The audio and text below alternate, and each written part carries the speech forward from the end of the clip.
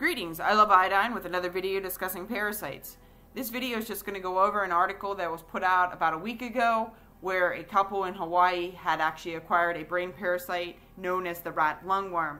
Before we get started, I just want to make a comment about CNN. First off, this news was released on other news sources, as you can check out and verify yourself. Anyway, this was the first one I went to discussing this, and this is where we're going to go with it. Anyway, I do want to make a point that CNN puts out this article, and it was put out April 12th. And we see this picture here. This is not the type of parasite that the couple was infected with.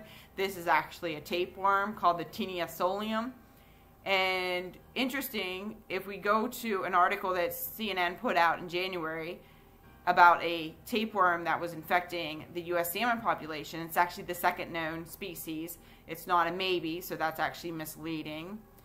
Anyway, regardless of which, this report was put out in 2017 based on a study that was conducted in 2013, and the results were just released in the February 2017 Journal of the CDC.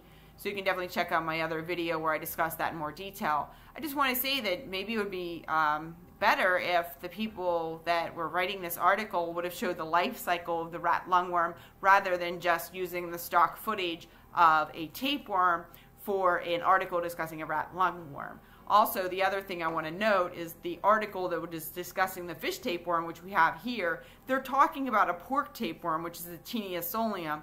So it would be rather more important for people to know that there's many types of parasitic infections that can be acquired. Please check out my other videos where I talk about the ways we can acquire them so we can learn how to avoid them. We don't want to acquire them, but if you don't know the risk involved with eating raw fish or eating rare beef or medium rare beef, then you are doing yourself a disservice because you are putting yourself at risk. There's ways, of course, to mitigate those risks, but if you're unaware that's even a possibility, you're not going to be able to know how to do so.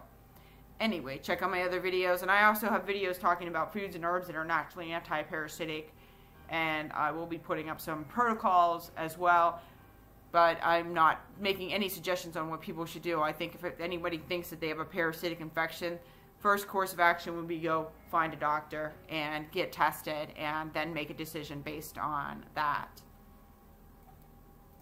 Alright, so back to the one where the couple in Hawaii. So this is a rat lungworm, and it is transmitted by slugs and snails. So they actually grow, they grow actually larger, but they actually crawl around on their vegetables, especially in warmer climates like Hawaii. If you go to a restaurant or you eat somewhere that hasn't properly thoroughly washed the fruits and vegetables, then you do risk getting a parasitic infection.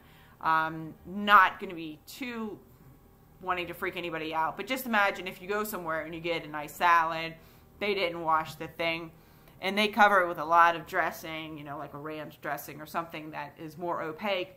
You would never see if there was a baby little slug or something in there. I mean, it's just the fact of life.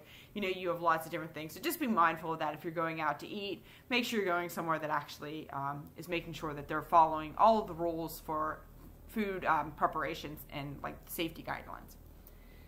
Anyway, this is becoming more common, probably because we're actually shipping food all the way around the world. So this is just another one to be concerned about in the United States and the continental. Of course, Hawaii is part of the U.S. as well. And we are traveling to different places. There are no tests for this, so your doctor will not be able to give you a blood test. Also, many doctors are unaware that parasitic infections are a real issue in the United States. Most are under the misconception that this is a third world problem. It is not. As you can see if you check out my other videos, or even check out the information according to the WHO and the CDC, you can get the fish tapeworm and numerous other parasitic infections from eating raw fish, you know, like sushi and sashimi. You can also get the pork tapeworm from eating undercooked pork, and the pork tapeworm is a very horrible one that can actually be transmitted from human to human. So if someone is infected and they don't properly wash their hands, they can give it to you. It's just something to be mindful of. Make sure you wash your hands, and make sure you thoroughly wash your fruits and vegetables, and make sure you're buying food from places that are properly preparing it. Just wanted to make a note on that. There's really not much else to say about that. You can check out this article. I'll put the article link in the description.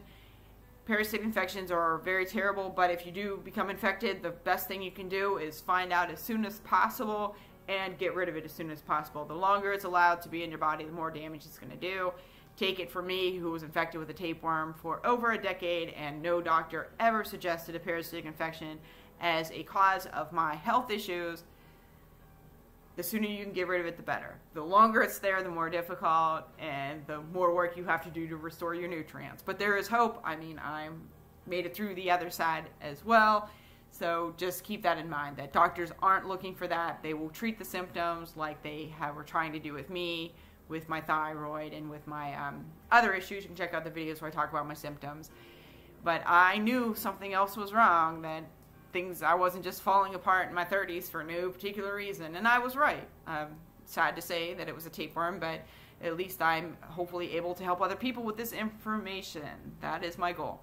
Anyway, if you have any questions, please leave it in the comments, and if you haven't subscribed, please do. I'll be putting out more videos. I took a break for a while because I was actually doing a little parasite cleanse in the spring to make sure that everything is going pretty well, and that actually, does take a lot of time and a lot of effort, that I had to take a little break from this, and now I'm back.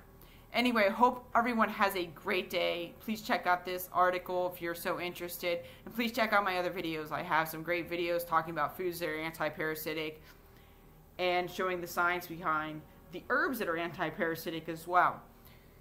Anyway, please have a great day, and until the next video. Thanks. Peace.